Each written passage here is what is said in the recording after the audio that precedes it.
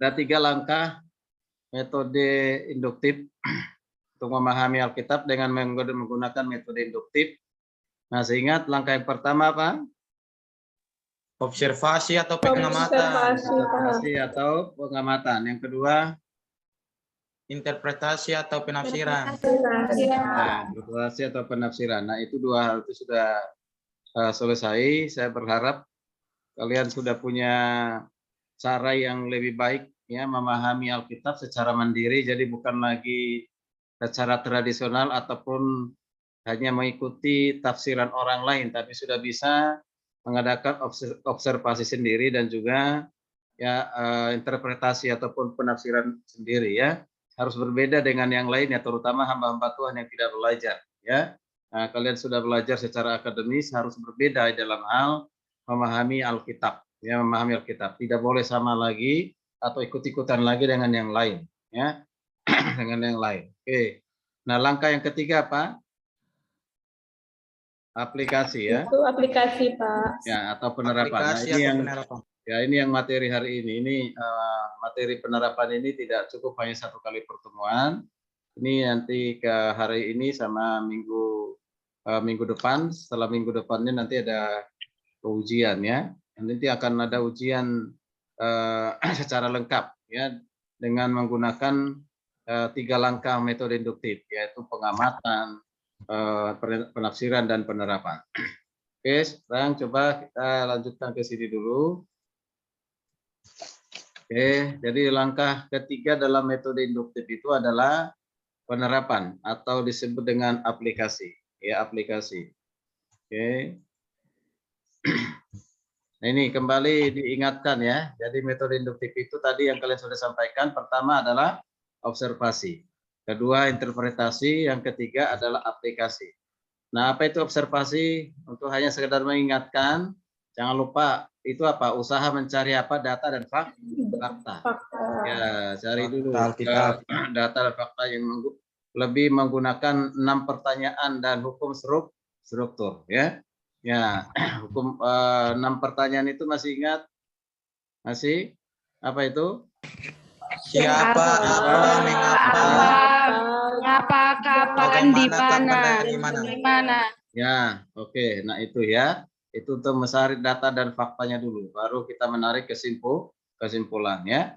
Oke, nanti dibarengin juga dengan apa itu? Hukum-hukum struktur ya.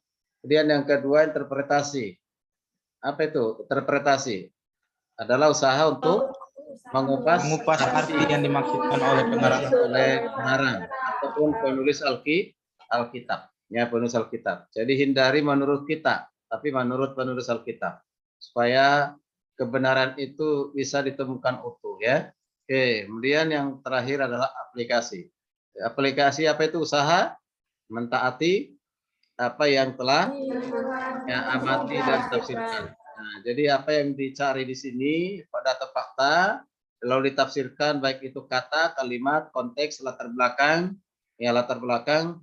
Lalu untuk apa itu semuanya? Bukan hanya sekadar untuk pengertian tapi juga untuk dilakukan. Maka di kesempatan ini kita dasari dengan satu firman Tuhan ya.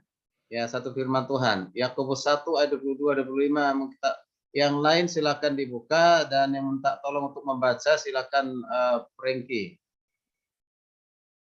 Yang ada di layar saja supaya cepat. Yang lain buka Yakobus 1 ayat 22 dan 25. Silakan.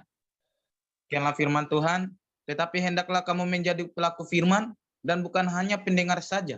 Sebab jika tidak demikian, kamu menipu diri sendiri. Sebab jika seorang hanya mendengar firman saja dan tidak melakukannya, ia adalah seumpama seorang yang sedang mengamat-amati mukanya yang sebenarnya di depan cermin. Baru saja ia memandang dirinya, ia sudah pergi atau ia segera lupa bagaimana rupanya. Tetapi barang siapa meneliti hukum yang sempurna, yaitu hukum yang memerdekakan orang, dan ia bertekun di dalamnya, jadi bukan hanya mendengar untuk melupakannya, tetapi sungguh-sungguh melakukannya, ia akan berbahagia oleh perbuatannya. Oke. Perhatikan dari kitab Yakobus 1 ayat 22 25 ini sudah sering kita dengar ya. apa yang menjadi perhatiannya, perhatikan. Tetapi hendaklah kamu menjadi pelaku, ya, pelaku firman dan bukan hanya pendengar. Jadi kalau hanya mendengar itu pada saat kita mengadakan namanya pengamatan atau observasi dan penafsiran itu mendengar, ya kan? Itu mendengar. Dengan pendengaran itu kita bisa mengerti, memahami. Dengan pendengaran kita bisa menyimak sehingga kita mengerti sesuatu, yaitu firman Tuhan, ya. Ya, itu. Nah, coba kita perhatikan, dikatakan tetapi barang siapa meneliti hukum yang sempurna, yaitu hukum yang memerdekakan orang dan ia bertekun di dalamnya, jadi bukan hanya mendengar untuk melupakannya, tetapi sungguh-sungguh melakukannya, ya melakukannya. Nah, ini kita perhatikan. Nah, meneliti itu tadi ada observasi, ada interpretasi. Nah, itu baik, harus dikerjakan, harus dilakukan sesuai dengan metode yang berlaku, metode yang ada, yang kalian pelajari, yang sudah kalian pahami. Ya, itu tahap mendengar. Tapi sekarang harus menjadi tahap untuk melakukannya, mengerjakannya. Pernah saya sampaikan di hermeneutika 1,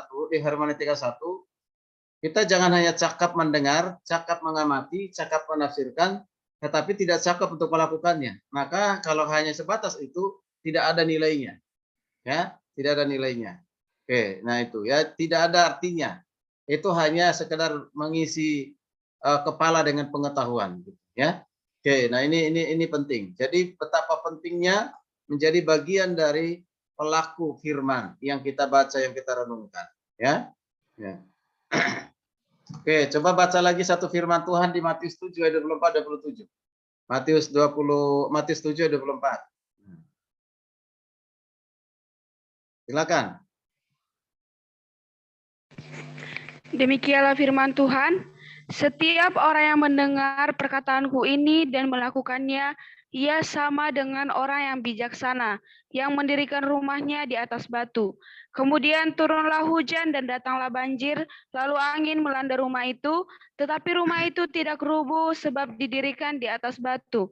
Tetapi setiap orang yang mendengar perkataanku ini dan tidak melakukannya, ia sama dengan orang bodoh yang mendirikan rumahnya di atas pasir.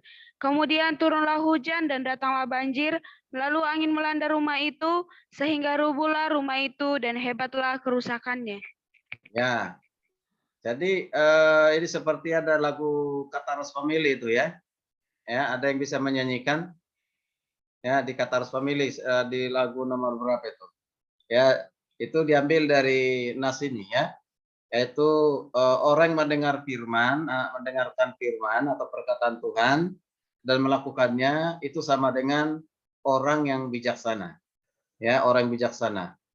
Ya, ini berarti mendirikan rumahnya di atas batu, berarti kuat, kokoh, ya, berdiri. Mengapa? Karena punya pondasi yang kuat sehingga bangunan itu berdiri kuat. Ada goyangan, persoalan masalah, ada badai dan yang lain, dia tetap kokoh berdiri. Maka semakin kuat berdiri, ya. Ya, dia tidak tergoyahkan, kan gitu ya. Nah, kemudian dikatakan, turunlah hujan dan datanglah banjir, lalu angin melanda rumah itu, tetapi rumah itu tidak rubuh sebab didirikan di atas batu. Ya, tidak akan pernah rubuh. Dia justru semakin digoyang semakin kuat, semakin kokoh, ya. Dia akan semakin berakar, ya, semakin kuat. Tapi beda dengan ayat 26. 26, tetapi setiap orang yang hanya mendengar perkataanku, ya, mendengar itu tadi kalau hanya bisa mengamati, menafsirkan, tetapi tidak melakukannya, maka itu diumpamakan seperti orang bodoh, ya, orang bodoh yang mendirikan rumahnya di atas pasir, di atas pasir.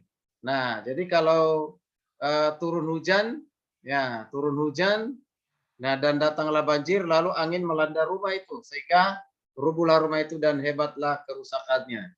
Jadi itu kenapa? Karena hanya bisa mendengar, mengerti, memahami, tapi tidak menjadi pelaku. Ya, nah ini kalau tidak menjadi pelaku, nah maka diumpamakan itu seperti orang membangun rumah di atas pasir. Maka ketika datang hujan, badai, maka hancurlah rumah itu. Maka orang seperti ini disebut sebagai orang orang bodoh, ya. Nah, sekarang kita mau pilih yang mana? Orang yang bijaksana atau orang yang bodoh? Bijaksana, Bijaksana, Pak. Pak. Nah, tentunya semuanya harus menjadi orang yang bijaksana, ya. Orang yang bijaksana. Ya, caranya bagaimana? Ya, sudah cakap Mendengar firman memahami dan Alkitab Dengan dengan melakukan. mengerti, memahami dan harus melakukan. Itu ya. Jadi jangan belajar firman Tuhan, belajar berusaha mengerti memahami firman Tuhan untuk orang lain. Nah, supaya saya hanya bisa khotbah, supaya saya bisa mengajar. Tidak, ya. Tetapi yang terutama adalah untuk siapa? Diri kita sendiri sebagai penafsir. Nah, di hermeneutik pertama saya sudah pernah sampaikan goal akhir dari hermeneutik itu adalah goal akhirnya adalah itu apa? Ya. Goal akhirnya apa? Perubahan. Masih ingat nggak? perubahan. Ya, perubahan. Ya, perubahan dari siapa? Pertama perubahan dari seorang penafsir. Ya. Ya, penafsir atau yang menggunakan metode induktif. Ya, kita ini sebagai penafsir-penafsir. Itu. Nah, baru yang kedua perubahan dari setiap orang yang mendengarkan apa yang kita akan khotbahkan ataupun yang kita ajarkan. Itu. Jadi itu goal akhirnya itu adalah perubahan, ya. Ya, perubahan. Oke, perubahan itu bukan saja tadinya tidak tahu cara menafsir Alkitab secara pengetahuan, tapi perubahan secara karakter, ya. Karakter ataupun integritas. Oke. Baik, sekarang kita perhatikan. Mbak, bantu saya untuk baca, silakan. Siapa yang bisa bantu baca? Septi atau Preti, silakan. Aplikasi. Aplikasi. Apa arti bagian ini bagi kita pada masa kini? Apakah artinya nats ini bagi kehidupan saya? Belajar Alkitab adalah untuk tahu kehendak Allah sehingga kita bisa mengaplikasikannya dalam kehidupan kita. Itulah yang seharusnya menjadi motivasi kita. Oke, jadi perhatikan. Apa arti dari aplikasi, maksudnya di sini? Apa arti bagian yang saya baca, yang Preti baca, yang Prengki baca? Apa artinya untuk masa sekarang? Ya, kitab yang ditulis 2000 tahun yang lalu di masa yang berbeda, di tahun yang berbeda, di zaman yang berbeda, di tingkat geografis yang berbeda, ya, suasana yang berbeda, orang yang berbeda, musim yang berbeda, apa yang menjadi penerapannya masa kini? Begitu, ya. Jadi apa artinya nas yang dibaca itu bagi kehidupan saya kalau menunjuk kepada langsung kepada seorang penafsir, ya, kepada kehidupan seorang penafsir, ya. Itu. Jadi gini, saya baca Alkitab ini apa maknanya buat saya? Apa artinya buat saya? Ya itu, ya. Jadi belajar Alkitab itu untuk tahu apa? Tahu kehendak Allah. Nah, kalau kita sudah tahu kehendak Allah, sehingga kita bisa mengaplikasikannya dalam kehidupan kita. Nah, itulah seharusnya menjadi apa? Motivasi utama belajar hermeneutik. Ya. Jadi bukan sekedar mendapatkan nilai, tetapi motivasinya saya ingin tahu ya kehendak Allah dengan saya memahami Alkitab dengan baik. Tentu saya mengerti kehendak Allah. Setelah saya mengerti kehendak Allah, maka saya akan berjalan sesuai dengan rencana dan kehendak Tuhan. Gitu, ya. Jadi kita baca Alkitab, memahami Alkitab, sekali lagi tujuannya bukan hanya untuk mengerti, memahami, tapi tujuannya untuk mengaplikasikan di dalam kehidupan kita sehari-hari, terutama diawali oleh seorang penafsir dalam kehidupannya. Oke, lanjut.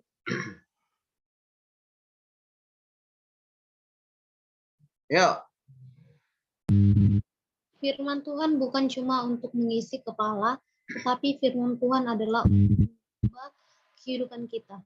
Pikiran kita akan diperkaya oleh firman Tuhan, juga hati kita. Nah, perhatikan di sini. Ketika kita belajar firman Tuhan, memahami Alkitab, bukan hanya sekedar menambah pengetahuan, kalau dikatakan kepala, mengisi otak. Ya, mengisi otak. Ya. Firman Tuhan itu harus apa? Mengubah kehidupan kita. Itu. Nah, itu maka dikatakan firman itu akan efektif dan bernilai ketika kita memahami, mengerti, dan kita melakukannya. Jadi jangan hanya di tahap mengerti tetapi tidak melakukannya. Tidak ada nilainya, ya, tidak ada maknanya, ya itu. Nah, jadi kalau orang hanya belajar firman untuk mengisi otak atau supaya pengetahuannya, supaya dia bisa apologet misalnya, supaya dia punya pengetahuan ya menambah dari Alkitab. Nah, kecenderungan orang seperti ini kalau tidak mengubah kehidupannya, firman itu, orang seperti ini biasanya orang yang merasa lebih pintar dari orang lain, sering mengadakan kritik. Kalau kritik yang membangun boleh, tapi kritik karena merasa lebih pintar, lebih hebat, lebih tahu dari segalanya, lebih benar, merasa lebih benar. Nah ini, mengapa? Karena hanya mengisi otaknya, ya mengisi otaknya, tapi tidak mengisi hati dan pikirannya. Kita perhatikan, pikiran kita diperkaya oleh firman Tuhan, betul.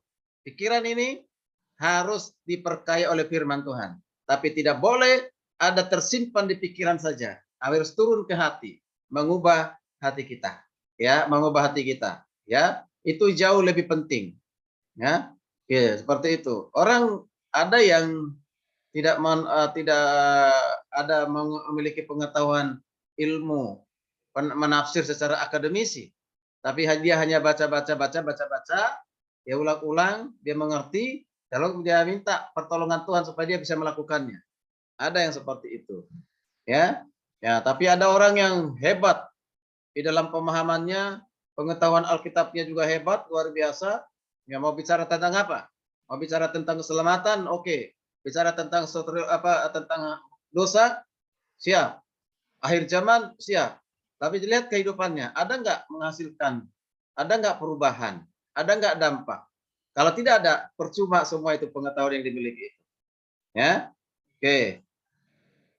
Lanjut.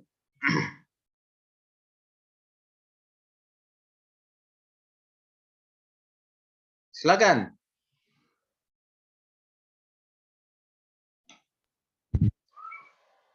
Tahap aplikasi ini adalah tahap yang penting karena setelah Anda tahu kebenaran Alkitab, Anda memberikan respon Anda terhadap panggilan Tuhan di dalam ketaatan. Tanpa ada kemauan taat, maka panggilan firman Tuhan hanya menjadi latihan intelektual saja. Ya, jadi ini udah jelas. Dalam aplikasi itu memang penting kita tahap untuk tahu kebenaran Alkitab. Ya, tahu. Baru kita langsung memberikan respon. Jadi seorang yang responsif artinya memberikan suatu respon terhadap firman Tuhan. Ditunjukkan dengan apa? Ketaatan. Taat akan firman yang sudah kita baca, yang sudah kita renungkan. Ya, ketaatan. Nah, Yesus itu menjadi teladan, ya. Ya, dalam teladan bagi kehidupan kita. Teladan utama. Ya, karena ketaatannya sampai mati di kayu salib. Itu menentukan kehidupan saudara dan saya. Ya, membawa suatu perubahan bagi kehidupan manusia. Dari yang berdosa binasa menjadi orang berdosa, dibenarkan, dan memperoleh kehidupan kekal. Ada perubahan yang sangat radikal. Ya, perubahan yang sangat radikal. Nah, tentu juga dalam kehidupan kita harus demikian. Ada perubahan yang radikal. Kita lihat tuh, pertemuan beberapa murid atau rasul dengan Yesus. Ya, Simon Petrus misalnya kan. Ya, dia orangnya paling vokal. Ya, tetapi sebelum ya diwisuda oleh Yesus, dia menjadi seorang pengecut. Tapi setelah topinya dipindahkan, ya dia menjadi seorang pemberani, berani mati, ya demi Injil, demi Kristus. Dia bela habis-habisan Injil, ya kan gitu. Itu luar biasa. Ya, artinya dipindahkan topinya itu maksudnya Roh Kudus telah ya, diterima Yesus dari ke surga, udah disahkan gitu. Ya pergilah Petrus gitu, ya. Nah itu. Kalau ada wisuda pada saat itu mereka ada wisuda, ya, ya gitu. Jadi ada topinya dipindahkan gitu ya, dari kiri ke kanan. Sah engkau jadi rasul, pergilah beritakan Injil gitu ya. Nah itu taat. Paulus juga demikian. Ya perjumpaan dengan Tuhan diproses yang luar biasa. Ketika selesai diproses, dibimbing, diarahkan langsung oleh Yesus. Nah apa yang terjadi? Perubahan. Kepintaran, kecerdasan bukan lagi untuk kebanggaan diri sendiri, untuk kesombongan, tetapi dengan segala kerendahan hati dia melakukan itu semua demi misi penyelamatan yang diembankan kepadanya oleh Tuhan Yesus. Ya kan gitu. Dia taat sampai mati. Ya, rata-rata rasul itu mati martir karena apa? Ketaatan kepada Injil, ya. Seharusnya demikian juga kita. Ya, kalau tidak taat, maka panggilan firman Tuhan itu hanya menjadi suatu apa? Itu tadi yang dikatakan, hanya melatih pikiran kita aja, melatih intelektual, hanya sekadar menambah pengetahuan. Ya, tidak ada nilainya. Oke. Sekarang kita perhatikan. Ya. Silakan lanjut Preti. Penerapan atau aplikasi, tugas penerapan dalam langkah ketiga ini kita bertanya, apakah artinya dari kebenaran nats ini bagi kehidupan pribadi saya? Yaitu, apakah yang harus saya lakukan? Ya, jadi dalam tugas penerapan itu sangat sederhana sebenarnya. Apakah artinya dari kebenaran nas ya bagi kehidupan pribadi saya? Yaitu dari nas yang kalian sudah baca, yang kalian sudah renungkan, sudah mengerti, memahami. Ya, jadi apa yang harus dilakukan? Itu dia intinya. Apa yang saya harus lakukan? Betul. Apa yang harus saya lakukan dari nas yang telah saya baca, ya saya renungkan. Oke, bagian A, coba silakan. A. Maksud atau sasaran dari pemahaman Alkitab bukan sekedar menambah pengetahuan, melainkan menaati firman Tuhan dan mengalami dalam kehidupan. Oke. Halo, coba diulang lagi. A. Maksud atau sasaran dari pemahaman Alkitab bukan sekedar menambah pengetahuan, melainkan menaati firman Tuhan dan mengalami transformasi dalam kehidupan. Ya. Mengerti Alkitab itu bukan sasaran utama. Ya. Atau menjadi pengetahuan dalam kehidupan kita itu bukan sasaran utama. Ya, bukan. Tetapi sasaran utama adalah bagaimana kita mentaati firman Tuhan. Sehingga membawa namanya transformasi ataupun perubahan yang dialami oleh penafsir dan juga ya ketika penafsir menyampaikan itu kepada jemaat ataupun kepada orang lain. Ya, jadi biasanya begini, orang akan melihat dari mana? Bukan keahlian kita dalam hal menafsir, tapi melihat dari kehidupan kita. Ya, kehidupan kita. Ya, kehidupan yang menjadi teladan enggak? Sesuai enggak dengan perkataan ucapan kita dengan tindakan kita? Sepadan enggak ucapan kita dengan perkataan kita? Kita misalnya bicara tentang kekudusan. Anak-anak muda bicara tentang kekudusan. Sesuai enggak dengan tindakan kita? Sepadan enggak dengan perbuatan kita bahwa kita anak-anak muda yang benar-benar memelihara menjaga hidup dalam kekudusan. Kekudusan dalam hal pacaran, dalam pergaulan, ya kan? Nah, itu yang dilihat orang. Kalau kita bicara tentang kekudusan, tetapi kita gagal di dalam pergaulan, orang lain kita lihat sembarangan pacaran, tidak ada bedanya dengan orang dunia, apa yang mau dicontoh dari kita? Nah, kan gitu ya. Nah, itu. Makanya mahasiswa teologi itu harus ada perbedaan cara bergaul dengan orang dunia. Ya. Kalau dulu waktu sebelum masuk ke STT mungkin ya oke, tapi setelah masuk ke STT seharusnya berbeda. Tapi ada juga yang sudah masuk STT malah justru bukannya semakin baik kan gitu ya. Ya, semakin hancur-hancuran, cara pacarnya pun hancur-hancuran. Dulu ya takut dengan namanya laki-laki atau takut dengan perempuan, dia menyendiri, mau tetap aja fokus untuk pelayanan. Tapi masuk STT ya, ada orang berikan hati, langsung hatinya pun diserahkan sepenuhnya, bukan hatinya, seluruh hidupnya, padahal masih mahasiswa. Ya kan gitu ya, luar biasa.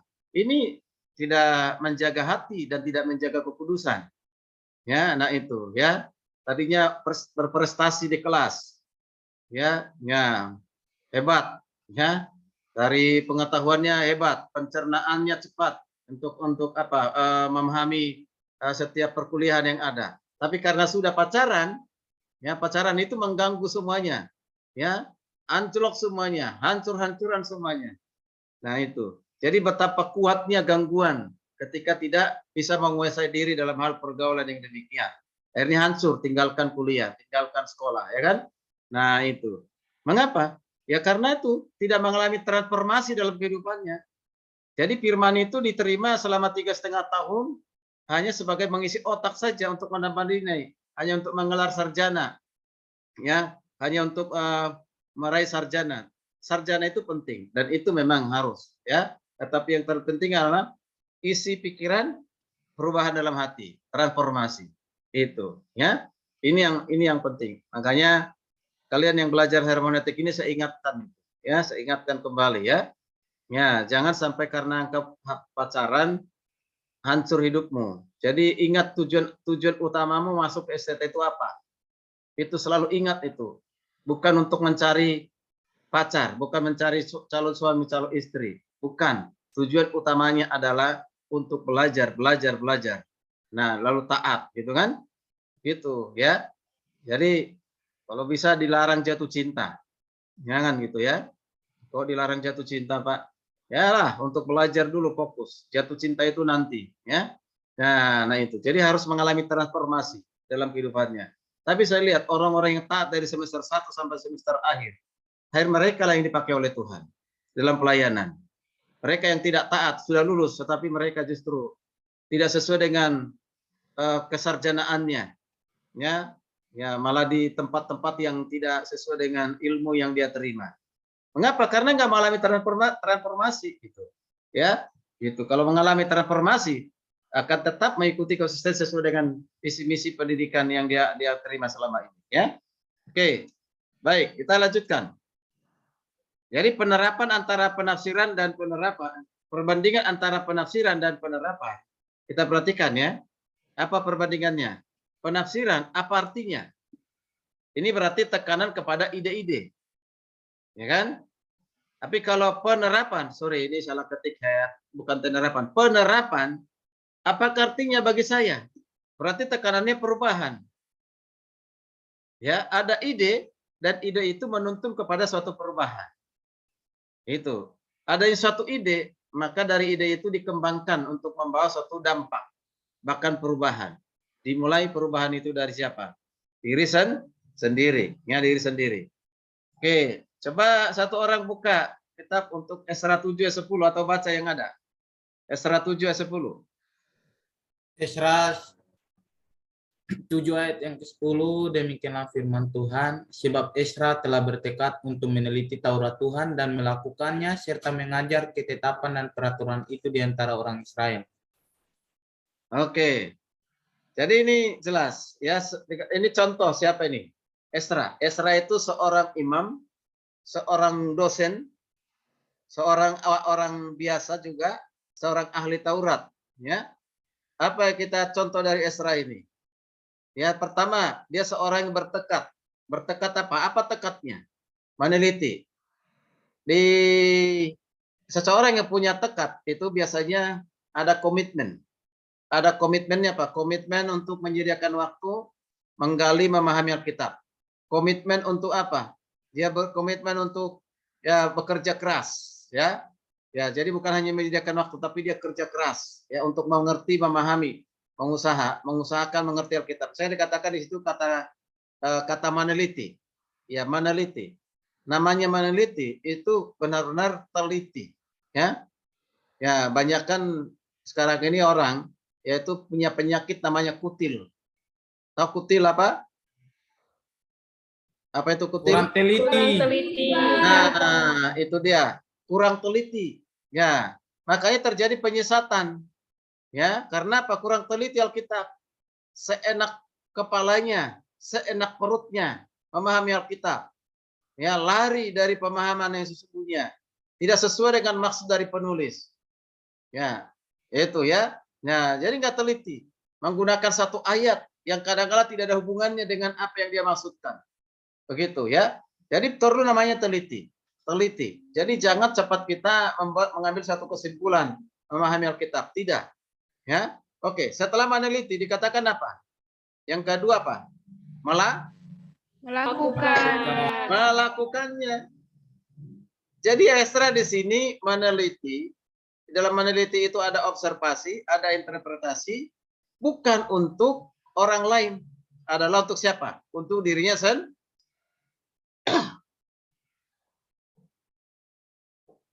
Dimulai untuk dirinya sendiri dulu. Makanya melakukannya, nya itu menuju kepada Esra. Lalu yang ketiga apa? Mengajar.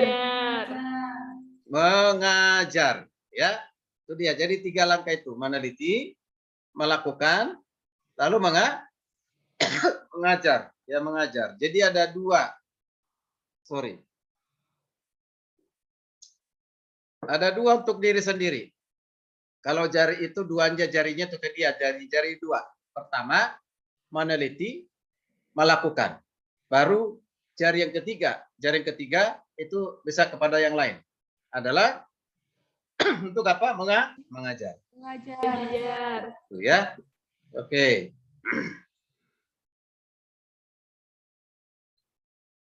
Ya. Ini silakan kita langsung saja ke apakah pilihan atau jalan lain daripada penerapan ya. Oke. Sekarang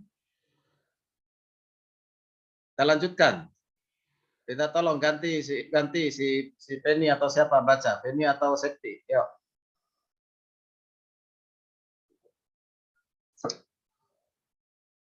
Bantu baca dulu Septi. Bisa nggak? Apakah bisa, Pak? Ya. Apakah pilihan atau jalan lain daripada penerapan? Satu, mengganti penafsiran untuk penerapan. Ya.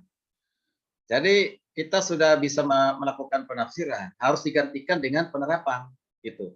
Jadi aku menafsir adalah untuk saya terapkan. Itu ya. Itu jadi menafsir lalu gantikan untuk penerapan. Oke. Yaitu apa? Coba kita perhatikan. Silakan satu, bagian A. A. Yaitu ganti pengetahuan untuk pengalaman. Ya. Pengetahuan penting. Ya, supaya kita pintar, cerdas, ya, dan punya wawasan. Tetapi itu harus menjadi pengalaman dalam kehidupan kita. Gitu ya. Itu penting. Jadi apa yang kita tahu harus menjadi sesuatu yang kita alami. Jangan hanya tahu berteori, tetapi tidak pernah jadi pengalaman. Ya, itu. Ya, misalnya kita nggak mengatakan kepada orang lain, kau harus hidup dalam kasih. Kasih itu jangan hanya dengan perkataan, tetapi juga dengan perbuatan. Nah, ketika kita berkata demikian, orang lain dengar dan lihat kehidupan kita. Oh iya, benar. Dia Septi itu orangnya hidup dalam kasih. Ya kan? Ramahlah seorang kepada yang lain, kata firman Tuhan. Kalau dilihat Septi, oh iya orangnya ramah. Jadi sinkron sepadan gitu. Ya. Nah, begitu ya. Jadi itu. Oke, lanjut. Bagian B.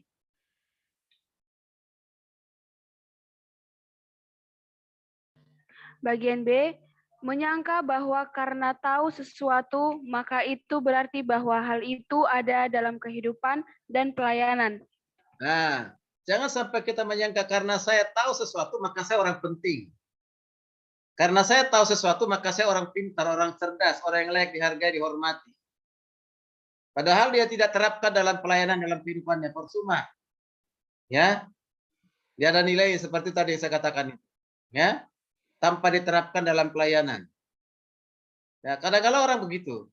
Nah, ini mudah-mudahan saya berdoa buat kalian ini. Sekarang kalian semester 4 ya. Jangan sampai nanti sudah semester 6, semester 8 kalian ini menjadi tinggi hati. Merasa sudah semester senior gitu kan. Ya, nggak mau diarahkan, nggak mau dibimbing. Nah, dari turun-temurun nampaknya seperti itu. Ya, seperti itu. Nah, ini harus keturunan yang berbeda. Ya, generasi yang berbeda ya.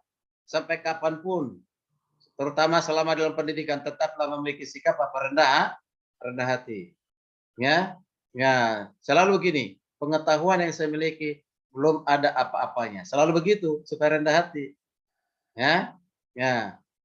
Ternyata ketika saya mengetahui sesuatu, belajar sesuatu, saya akhirnya tahu berarti masih banyak yang belum saya tahu. Harus begitu. Jadi jangan, aku udah banyak yang saya tahu. Kesombongan akhirnya tidak mau belajar. Jadi tempatkan di pikiranmu, di hatimu, masih banyak yang belum saya tahu, itulah sebabnya saya belajar. Nah, hari ini ada sesuatu yang kalian tahu. Berarti sebelumnya kalian nggak tahu. Gitu, ya. Kalau hari ini engkau pintar, ingat bukan hanya engkau pintar, masih banyak orang yang lebih pintar dari dirimu. Makanya di atas langit masih adalah langit.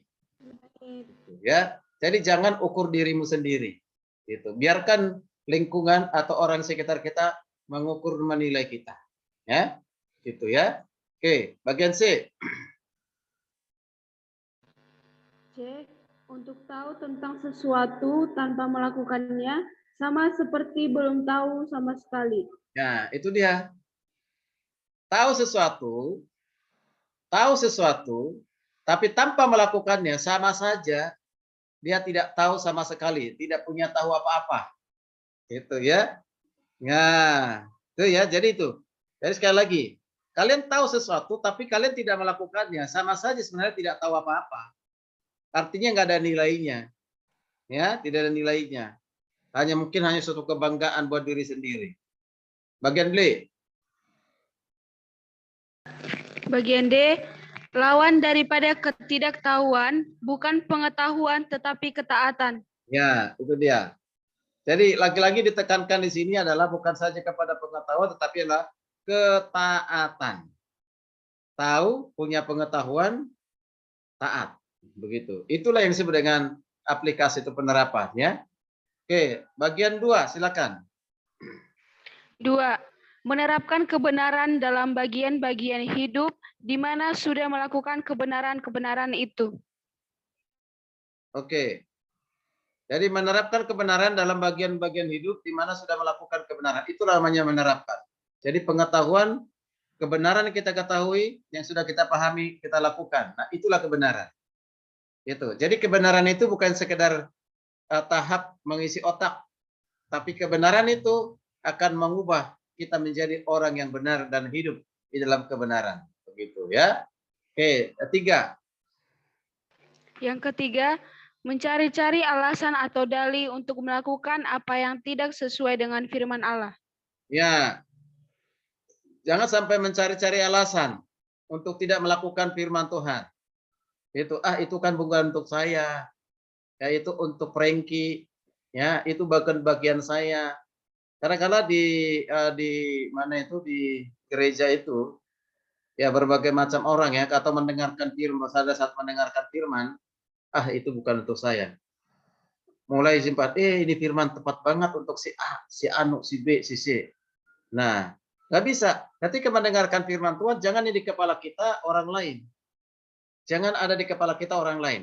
Ketika kita dengarkan firman Tuhan, yang ada kepala kita adalah, oh itu bagian saya. Oh udah pernah saya dengar, tapi saya belum melakukan. Oh saya udah pernah dengar dan saya sudah belajar melakukan. Saya akan diingatkan lagi untuk melakukannya. Begitu seharusnya sikapnya, cara berpikirnya. Gitu. Kadang-kadang kan disikut temannya. Itu firman itu, benar itu, kamu itu bertobat. Nah, ya kan? Disikut temannya kiri kanan. Itu benar banget tuh. Itu benar untuk kamu. Itu tidak boleh seperti itu ya dalam hal mendengarkan firman Tuhan ya. Jadi jangan mencari-cari alasan atau dalih untuk melakukan firman Tuhan ya. Oke, yang keempat. Yang keempat, mengganti pengalaman emosi untuk keputusan.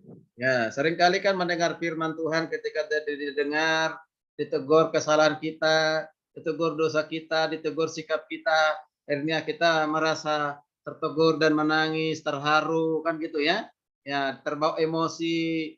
Ya, terima kasih Tuhan meneteskan air mata, air hidung dan yang lain sebagainya ya. Ya. Nah, dia begitu. Ya, akhirnya apa? Hanya sebatas emosi, tapi tidak menjadi satu keputusan. Setelah selesai itu ya biasa lagi. Ya, biasa lagi gitu ya. Kembali kepada kubangan lumpur ya, lumpur dosa gitu. Nah, dan artinya kalau hanya satu perubahan emosi. Seringkali kita lihat orang ketika dengar khotbah ya, menangis-nangis, terharu luar biasa, bahkan teriak-teriak, Tuhan terima kasih firman-Mu hari ini, hebat dan luar biasa, menyentuh hatiku, menyentuh pikiranku, mengingatkan dosa saya, pelanggaran saya, ampuni saya Tuhan, hari ini saya mau bertobat Tuhan, saya tidak mau melakukan lagi ya Tuhan, janji di hadapan-Mu ya Tuhan, luar biasa. Nah, itu emosi, melibatkan perasaan. Tapi begitu enggak pada saat sudah selesai dalam selesai khotbah dalam kehidupan sehari-hari? Nah, gitu. Jadi harus ada satu keputusan. Ketika kita sudah mengatakan ya Tuhan, saya mengaku dosa saya, pelanggaran saya, kesalahan saya tidak mengulangi lagi, ada keputusan untuk tidak mengulangi dalam kehidupan sehari-hari. Itu, ya. Itu namanya penerapan. Oke. Sekarang kita lanjutkan. Halangan-halangan yang merintangi penerapan. ternyata ketika kita mau menerapkan firman Tuhan, ada halangannya, ada hambatannya. Ya, ada hambatannya. Apa saja hambatan itu? Coba yang pertama. Yuk silakan baca. Halangan yang pertama, perbedaan pendapat antara orang-orang Kristen. Ya, di dalam menafsirkan Alkitab, orang yang berbeda, kitab yang sama, bahkan mungkin nas yang sama, belum tentu sama pengertiannya, belum tentu sama pemahamannya, ya kan? Bisa ada perbedaan, ya perbedaan. Nah, karena perbedaan itu, maka mungkin kita hanya mengatakan, ya, wah, bukan seperti itu, yang benar adalah seperti ini, ya kan? Nah, sehingga kita tidak mau melakukannya. Begitu. Contoh misalnya, contoh ya. Ya contoh. Ya kalian sudah belajar firman Tuhan dikatakan begini. Ya. Kuduslah kamu sebab aku kudus. Ya. Setiap orang pasti punya pemahaman yang berbeda tentang kekudusan. Contohnya, kekudusan itu apa? Ya, kekudusan itu dianggap hanya perlu pada saat di dalam kehidupan berkeluarga. Rasa muda nggak usah. Ya, nikmati aja masa muda, nanti aja di masa berkeluarga. Karena dia membela diri sendiri, akhirnya dia tidak melakukan firman itu. Ya, karena perbedaan. Ya, atau ada juga orang bilang gini, baptisan itu harus dibaptis dengan baptisan selam. Kita udah pahami, udah mengerti. Yesus sendiri adalah dibaptis dengan cara selam. Kita udah punya pemahaman itu, belajar itu di STT, ya. Tapi nanti keluar dari STT ada yang kita menemukan, kalian menemukan beda. Tidak harus diselam, dipercik saja, ya kan? Ya dipercik saja. Itu udah tradisi dari nenek moyang, udah lama. Kamu baru anak kemarin, tahu apa kamu? Nah, kan gitu ya. Karena perbedaan demikian, kita ikut yang mana? Gak usah ikut dua-duanya. Nggak mungkin. Harus ikut salah satu. Tapi kalau kita prinsip hidup, sekalipun itu bertentangan dengan orang lain, tidak. Saya harus melakukan namanya baptisan dengan baptisan selam. Itu kalau kita punya prinsip, misalnya. Contoh ya. Itu contoh. Ya. Jadi jangan ada karena perbedaan di antara orang Kristen sehingga kita tidak melakukannya. Begitu ya. Harus tetap lakukan. Itu namanya prinsip. Kalau tidak mau melakukan, nah itu orang yang tidak punya prinsip. Kedua, lanjut. 2. Tidak tahu cara untuk menerapkan kebenaran Allah. Ya, ada orang mengerti Alkitab, tapi bagaimana cara untuk menerapkannya? Dan yang mana yang harus saya terapkan? Ya, masih ingat anak muda yang ditegur oleh Tuhan Yesus? Masih ingat tuh? Masih, Pak. Apa dikatakan oleh Yesus? Dia Pergilah dan jual kayak saya lakukan. hartamu. Supaya lakukan untuk masuk surga. Surga. Lalu Yesus mengatakan apa? Pergilah dan jualah hartamu. Pergilah jualah segala milik kepunyaanmu pada orang miskin. Ya, itu perkataan yang kedua itu, perkataan yang ketiga sebelum itu apa itu? Dengan aku sudah melakukan semuanya itu. Kasihilah apa sesamamu manusia itu kan? Ya.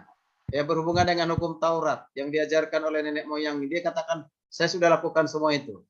Baru itu tadi yang kedua itu. Ya, pergilah jualah hartamu lalu berikanlah kepada Orang miskin. ya kepada orang miskin. Ya, kepada orang miskin.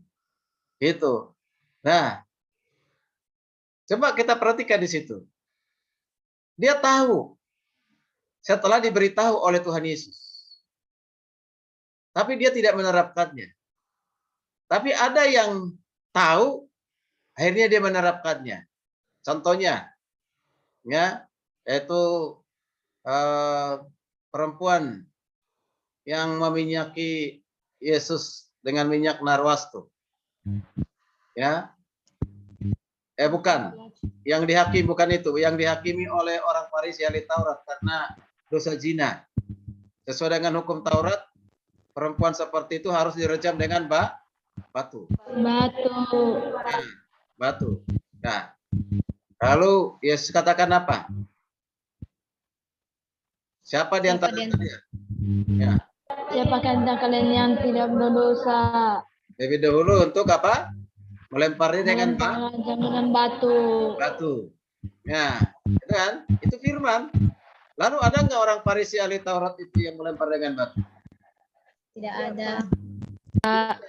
Mengapa mereka tidak melempar perempuan itu yang berzina itu dengan batu? Karena mereka juga merasa berdosa, Pak. Nah, itu dia. Ya. Nah itu. Lalu yang perempuan dikatakan, pergilah, jangan berbuat dosa lagi.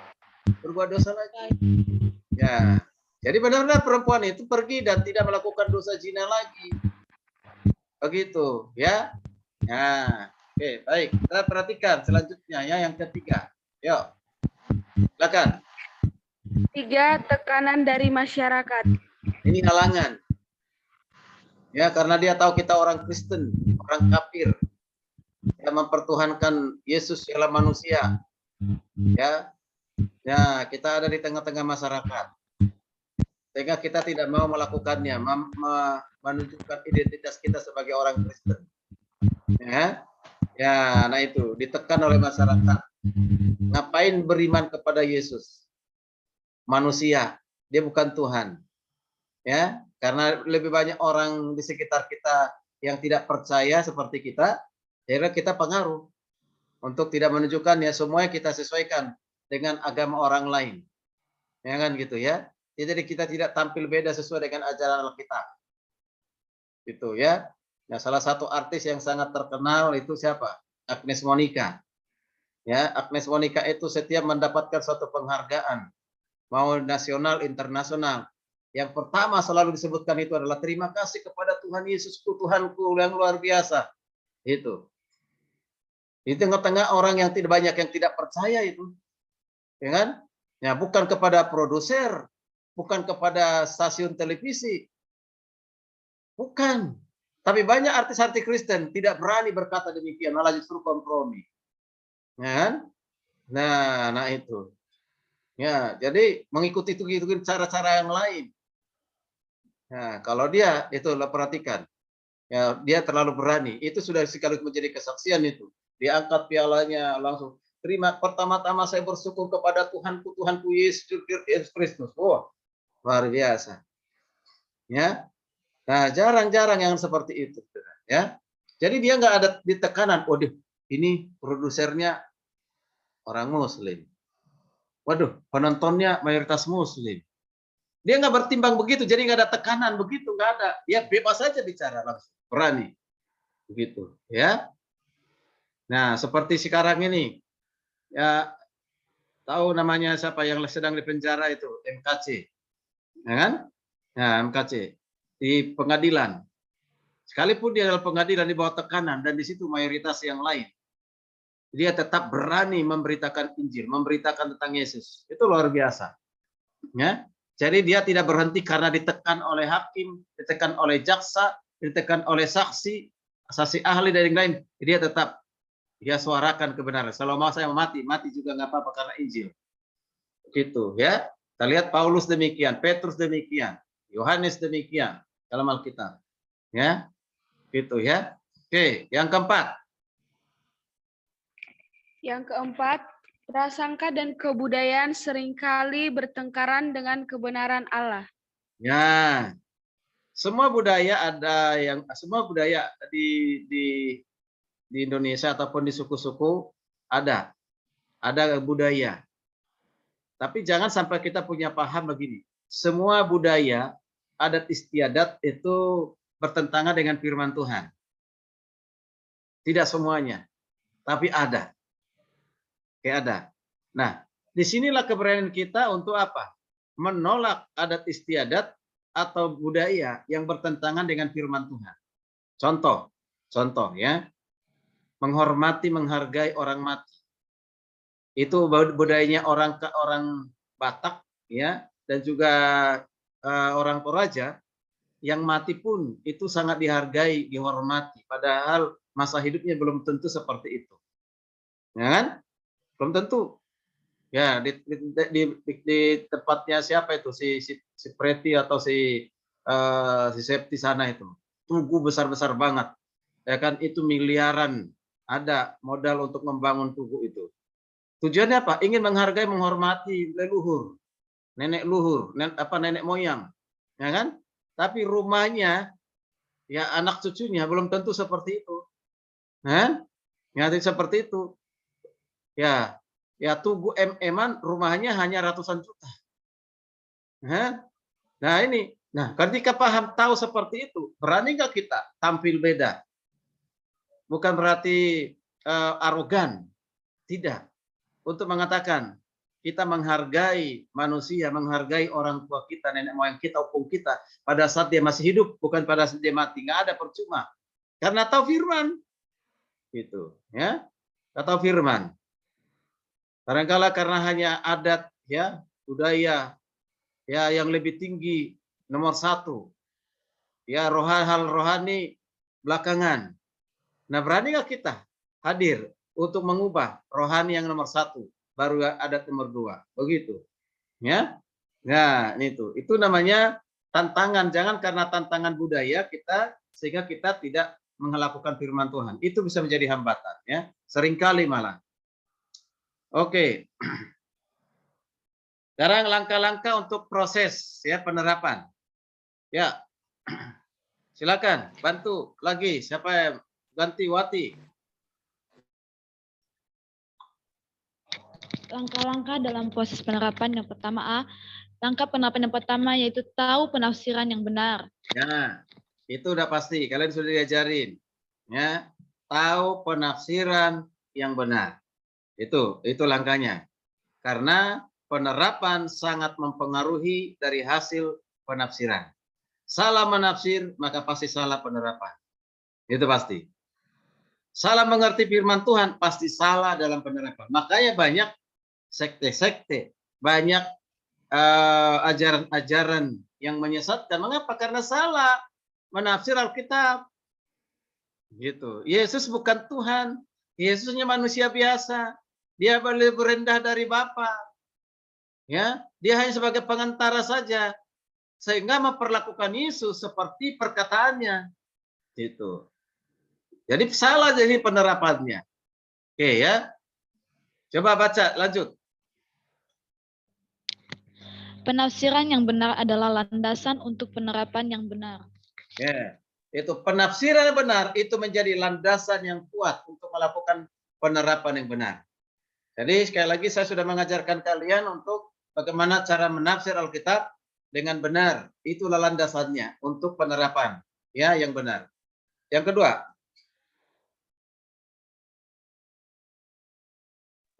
kalau penafsiran salah, maka penerapan juga akan salah. itu dia. Jadi hati-hati sekali di awal. Kalau penafsirannya salah, keliru, sesat, maka penerapannya pun keliru dan sesat. Ya. Oke. Lanjut. Keinginan iblis. Iblis ingin dua hal, yaitu A, orang-orang Kristen tidak menerapkan firman Allah. Iblis itu selalu mengawasi ya atau melihat anak-anak Tuhan, hamba-hamba Tuhan, anak-anak muda hari ini. Ya, oke, silakan kau dengar firman. Silakan dapat apa? Mengisi otakmu supaya kau pinter. Ya, supaya kau dapat nilai, ya. Tapi di dalam hal untuk kau lakukan, saya akan mempengaruhi hidupmu. Ya, itu dia, ya kan? Begitu. Nah, jadi iblis itu tidak mau kita melakukan firman Tuhan. Iblis itu tidak suka kita menaati firman Tuhan. Makanya segala upaya dia lakukan supaya kita jangan lakukan apa yang kita tahu. Dengar, mengerti, lupakan. Itu dia iblis itu. Dengar, mengerti, lupakan. Kalau udah lupa ya udah otomatis tidak akan pernah melakukannya. Ya, jadi orang Kristen Ya, tidak menerapkan firman Tuhan, itu maunya iblis, itu maunya setan. Hati-hati. Ya, selalu mengintip, bukan hanya mengintip. Ya, dia berjaga-jaga dengan kita untuk melihat tuh anak-anak muda. Jangan lakukan firman Tuhan. Nikmatilah masa pergaulanmu. Nikmati saja. Ya, masalah yang lain itu perkara nanti kan gitu. Dia nggak sadar sedang dipengaruhi dan dihancurkan, akan dihancurkan. Ya, ya kedua. Yuk. Orang-orang Kristen membuat penafsiran yang salah. Nah, itu maunya iblis. Jadi beda dengan yang tadi, orang tahu firman, tapi dihalangi supaya jangan lakukan, jangan terapkan. Kalau ini, iblis itu berusaha supaya orang jangan mengerti firman, atau menafsirkan dengan salah, menafsir keliru. Nah, itulah sebabnya banyak ajaran-ajaran sesat. Itu pekerjaannya tidak lepas dari pekerjaannya setan, pekerjaannya iblis. Itu tidak lepas. Sengaja dibuat untuk tafsirkan salah. Tafsirkan aja salah, nggak apa-apa. Ketika salah tafsirkan, banyak pengikutnya, tepuk tangan. Hebat kau, hebat, hebat. Gitu. Ya, ya dia akan tepuk tangan, dia hebat. Gitu. Nah, mengapa? Karena udah menafsirkan salah, maunya setan. Nah, pastikan penerapannya juga salah. Ya, oke, lanjut. Yang keempat yaitu penafsiran hanya satu padahal penerapan bisa banyak. Ya, di dalam menafsirkan Alkitab itu sangat kaya pengertian pemahamannya. Misalnya kalau dapat di dalam satu nas Alkitab, kita mengerti satu, berarti masih ada yang kedua. Kita mengerti dua, berarti masih ada yang ketiga. Nah, setiap orang mungkin penekanannya yang berbeda dalam mengikuti nas itu. Ya, dalam menafsirkan nas itu dia menemukan pengertian yang berbeda dengan yang lainnya. Perbedaan itu bukan berarti kesesatan. Perbedaan itu bukan berarti kekeliruan, tetapi memperkaya. Ya, memperkaya. Oke, memperkaya. Maka dikatakan, ya penafsiran di sini dikatakan hanya satu, penerapan bisa banyak. Artinya apa? Ya, segala penafsiran kita lakukan asalkan itu benar, maka ketika kita pun menerapkannya banyak cara. Kenapa? Karena sesuai dengan firman yang sudah dibaca, direnungkan sesuai dengan pengertian yang didapatkan dari nas itu. Itu ya. Nah itu. Jadi begitu misalnya dikatakan, ya bertolong-tolonganlah menanggung bebanmu. Apakah semua orang sama dalam penerapan untuk bertolong-tolongan untuk menanggung beban orang lain? Apakah semua sama? Berbeda-beda, Pak. Beda. Ya, Pak. Ya, ada yang terbeban hanya doakan. Ada yang terbeban, oh dia berbagi sedikit. Ada yang terbeban, aduh aku tidak bisa kasih uang, tapi saya siapkan tenaga saya, dia bantu dengan tenaga. Gitu kan? Nah, ketika mereka meringankan orang lain, dia ada sesuatu tindakan yang nyata. Tindakan yang nyata. Itu bisa berbeda. Kasihilah sesamamu manusia seperti mengasihi dirimu sendiri. Apakah semua sama orang menerapkan dalam kasih? Tidak. Tidak. Berbeda-beda. Nah, bisa beda-beda. Ya kan gitu. Ya, Prengki lihat ya ada tunanetra sedang mau menyeberangi jalan dengan tertati-tati dengan tongkatnya. Ya, akhirnya Prengki langsung tergerak hatinya karena kasihnya kepada Tuhan. Pak, mau kemana? Boleh saya bantu? Bapak mau nyebrangnya? Iya. Di sini Pak. Kalau Bapak berkenan saya bantu. Oh iya, tenang. Makasih nak. Diseberangin. Gitu. Ya kan? Akhirnya nyebrang. Ada si Riki melihat hal yang sama seperti itu. Pak, mau nyebrangnya. Hati-hati ya Pak. Ya. Hanya dibilang hati-hati Pak menyeberang. Ada itu mobil kiri kanan. Ya tanpa kita bilang pun memang ada mobil kiri kanan, ya kan? Nah itu ada. Oh datang lagi si Hisikia, Pak mau kemana? Mau ke mau ke Cikarang, ketemu di terminal. Pak, aduh ini Pak saya kasih bantu ya ongkosnya ya, tapi nggak banyak Pak, hanya 100. Oh ya makasih nak. Ya, makasih ya, anak. Alhamdulillah, nak. Alhamdulillah, terima kasih. Allah memberkahimu. Nah, bisa beda kan menerapkan kasih. Gitu. Satu pengertian kasihnya, penerapannya banyak. Gitu, ya. Nah, itu ya. Oke. Ya, lanjut. Langkah kedua dalam proses penerapan. Itu tadi langkah yang pertama. Sekarang kita lihat. Yuk, Frankie, gantian.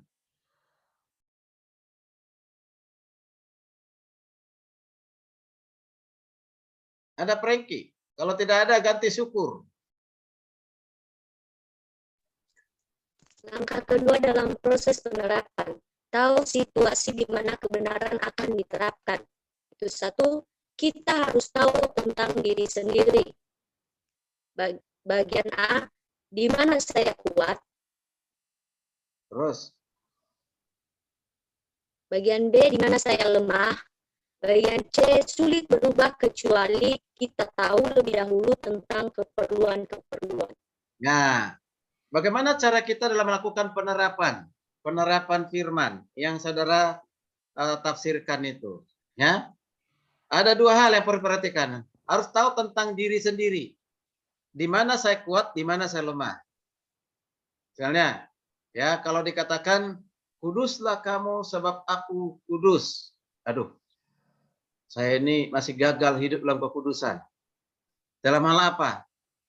Dalam hal apa?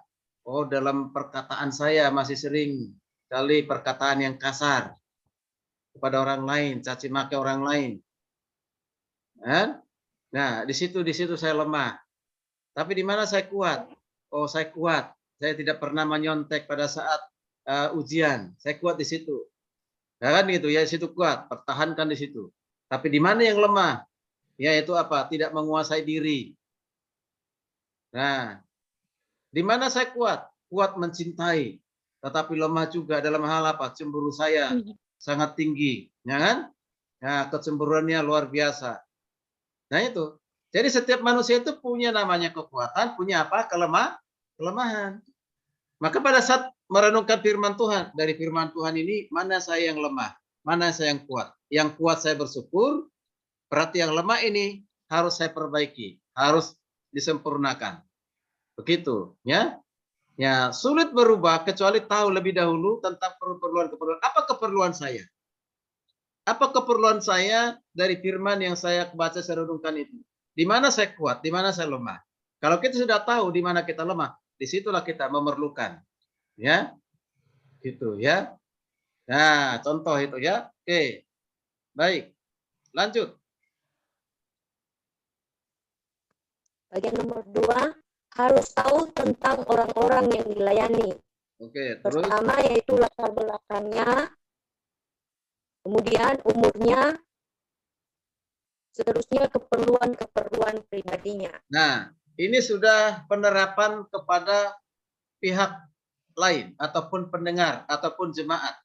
Ya, pada jemaat. Pada saat kalian nanti sudah belajar homiletika, persiapkan khotbah. Memang betul untuk diri sendiri dulu, tapi pasti itu kita siapkan untuk menyampaikan kepada orang lain. Ya, kepada orang lain. Nah, kita harus tahu ya, siapa pendengarnya. Siapa pendengar ini bisa kategori golongan. Ya, golongan itu misalnya golongan orang berpendidikan, orang awam yang tidak berpendidikan, golongan anak-anak, remaja, pemuda, dewasa, usia lanjut. Ya, atau anggota dewan, pejabat, pemimpin, ya, para gembala, para majelis, pengerja, harus tahu. Lalu kita lihat tadi kalau itu bicara tentang umur ya, kemudian latar belakang mereka, latar belakang pendidikannya, kita harus tahu, ya, supaya jangan sampai kita salah dalam penerapan, ya, penerapan. Ya, kita cara penerapannya itu kita perlakukan seperti kepada anak kecil, padahal mereka orang dewasa, karena Septi sudah terbiasa dengan sekolah minggu, ya kan? Ya, pada saat dia khotbah di usia lanjut, anak-anak, nah repot kan? Nah, seperti itu, kok anak-anak, aduh, terlanjur, Ya, ngomong begitu. Saya pikir sekolah minggu gitu. Bayangannya sekolah minggu misalnya, kan? Gitu. Ya, atau di anak sekolah minggu menerapkan seperti kepada orang dewasa. Nah, itu. Nah, metode cara itu penting, tetapi juga firmannya. Firman ini makanan yang keras, makanan yang yang lembut, yang mudah dimengerti, mudah dicerna. Nah, ini harus disesuaikan. Gitu. Jadi sesuai dengan apa? Pertumbuhan rohaninya, pertumbuhan rohaninya. Oke. Kalau kalian nanti misalnya diutus PPL ke kampung-kampung, ke daerah-daerah. Oh, ternyata di sana banyak orang-orang awam yang tidak belajar seperti kalian ini. Nah, harus perhatikan, jangan kalian di sana menggunakan menurut bahasa Ibraninya adalah, menurut bahasa Yunaninya mengatakan demikian. Ya didengar opa di situ. Makanan apa lagi itu? Ya kan gitu. Ya. Dikatakan bahwa dalam bahasa Ibraninya roh itu adalah ruach. Bahasa apa lagi itu ruach? Yang saya tahu ruach itu sejenis burung. Nah itu. Nah, tapi lebih keren lagi saudara Bapak Ibu yang kasih Tuhan. Kata ruach itu dalam perjanjian baru dikatakan pneuma. Pneuma.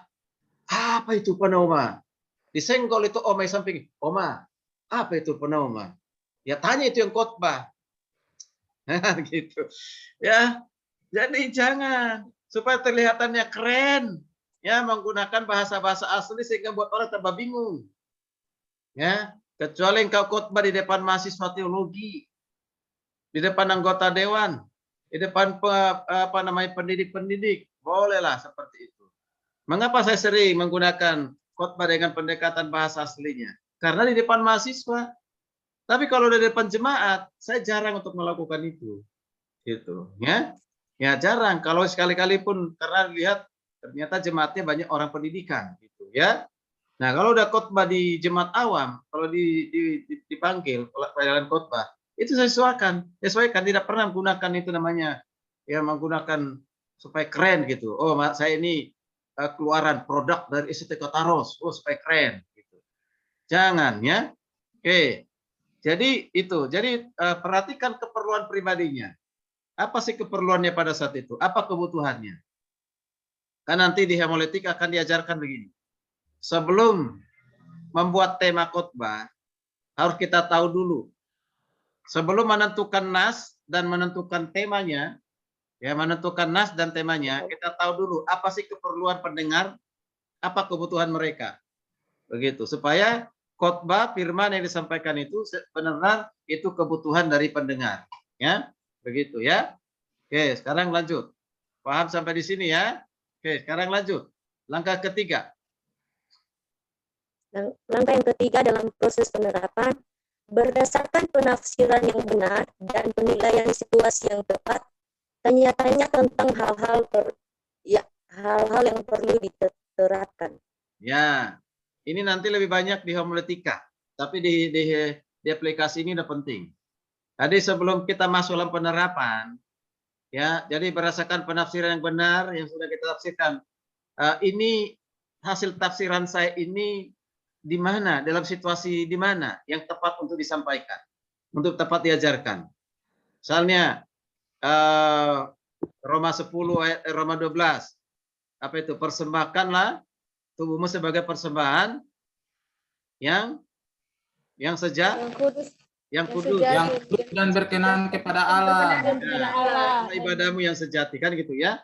Nah ini kepada siapa ini diterapkan ini? Yang paling tepat kepada siapa? Itu kan? Nah, kalau kita sudah tahu sasarannya siapa yang tepat, maka firman itu akan mengenai kepada sasaran yang tepat. Itu contohnya seperti itu ya. Nah, oke. Lanjut.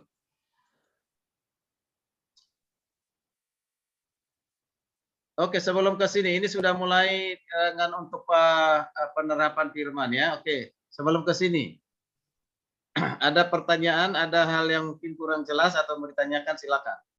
Ya. Ada? Sebelum kita lanjutkan.